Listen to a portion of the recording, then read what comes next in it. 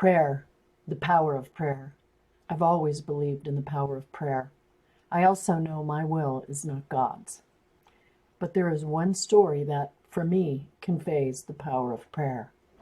I searched once again for the story that Andy and I saw on TV many years ago. I've told it and thought about it for many years. It's the story of a young family who moves to a new town. And the day they are moving into the house, the young daughter is in the front yard and is abducted.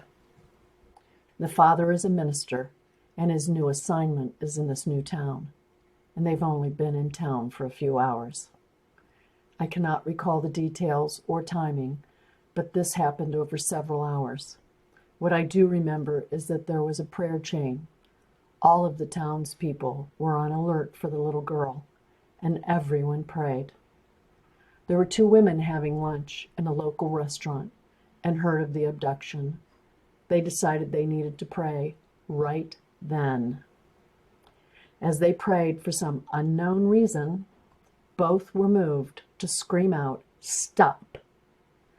And at the same time, a jogger was running across a bridge, and he heard someone yell at him to stop.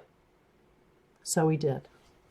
He looked into the somewhat shallow river below and saw the body of a child underwater, somehow weighted down.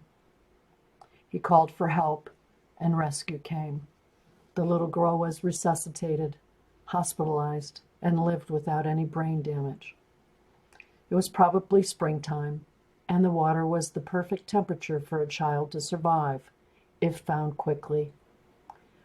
Stories like these are many. You can explain why the little girl was able to survive the drowning. What you can't explain is the jogger hearing "stop." I question most everything, but I never question the message or the power of prayer.